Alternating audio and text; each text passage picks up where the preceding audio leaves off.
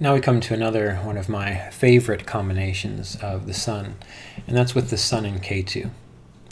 And again, your perception of the sun in Ketu is going to be radically different based on how you view life and what's important to you. On one hand, sun-Ketu combinations can be wonderful. They can give a great capacity to transcend one's ego. They can give a great capacity for contemplative practices, for moving beyond the boundaries of the body and the mind in a healthy fashion. That usually occurs when there are positive Rashi aspects to the sign in which these two planets are occurring. So we have to remember there's a fine line between spiritual realization, which is learning that you're not the body, you're not the mind, and being crazy. And that's a very fine line. And being involved in this field, especially teaching Kriya Yoga, meditation classes and so on, and meeting all kinds of people who are teachers that come through Asheville and so on, there are very few that know the difference between being a little crazy up top and actually knowing how to be at peace within oneself, transcending one's boundaries and so on. So it is one of my favorite combinations. It's also, since it's with one of the nodes, one of the more potentially difficult combinations. And it does require that we develop a good sense of self-awareness when working with this combination, just like with Sun and Rahu combinations, because we can easily be misled, or we can easily misunderstand what the potential of the combination is. Now again, positively, this can do very well for spiritual practices, contemplation, freeing oneself from ego identifications. The painful side of Ketu Sun is that since the Sun deals with our ego, our embodied sense of self here in the world, that Ketu Sun gives a strong sense of self-doubts that cause a person to feel not really good about the things that they do. They don't feel like they're able to accomplish their goals. It sometimes can feel similar to a Sun-Saturn combination, but this is a little bit different. This is more anxiety-producing. The person's less likely to overcompensate and try to force the issue. So a person will typically feel like something's always missing, essentially. And the sense of happiness and peace they're looking for is meant to transcend defining oneself through worldly success, worldly accomplishment, worldly validation. So when a Ketu Sun individual has this nagging feeling of doubt, they're always looking for perfection. They're always trying to make it just so. And they're never, ever going to achieve that perfection because there will always be something else to show this isn't right. And this is why people who are so obsessed with karma or so obsessed with sin, they never seem to transcend that karma. They never seem to transcend that sin or experience a mystical, clear state, because karma is infinite.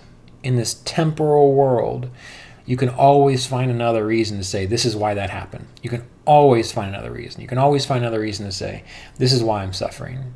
You know, if it wasn't your early childhood experiences, it was some past life 3 centuries ago when this happened. And you can always make something new up.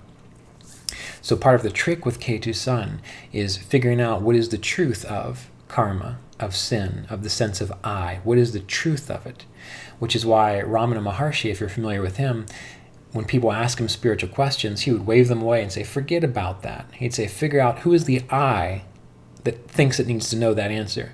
Because once you learn about the reality of what the I actually is, the reality or unreality, however you want to look at it, all these other things fall away, and you're not so caught up in karma and perfection and sin and these sorts of things, or the ego.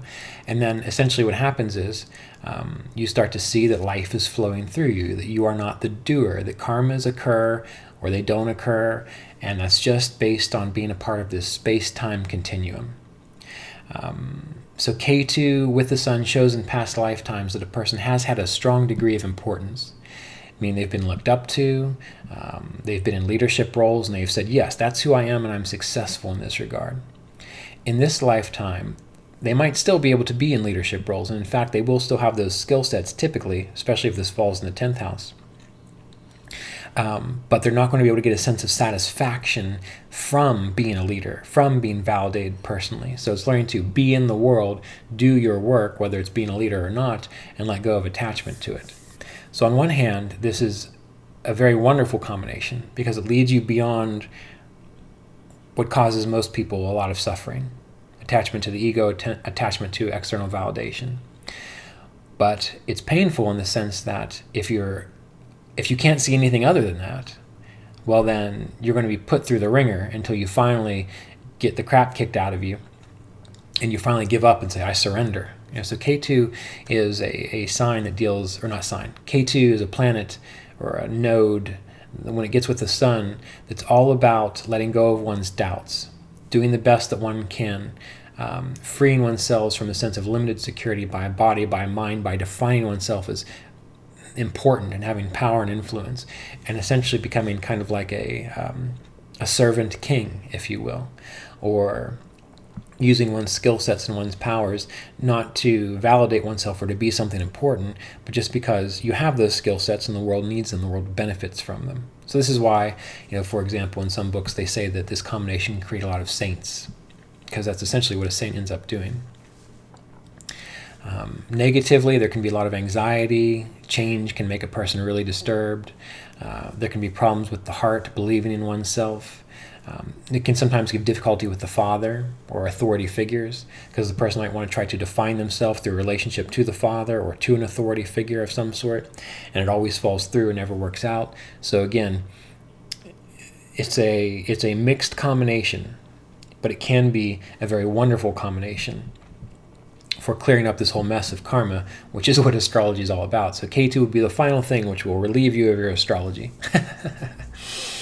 If you can learn how to work with Ketu and understand what Ketu is about. Okay, so we'll conclude here with our exploration of planetary combinations with the sun.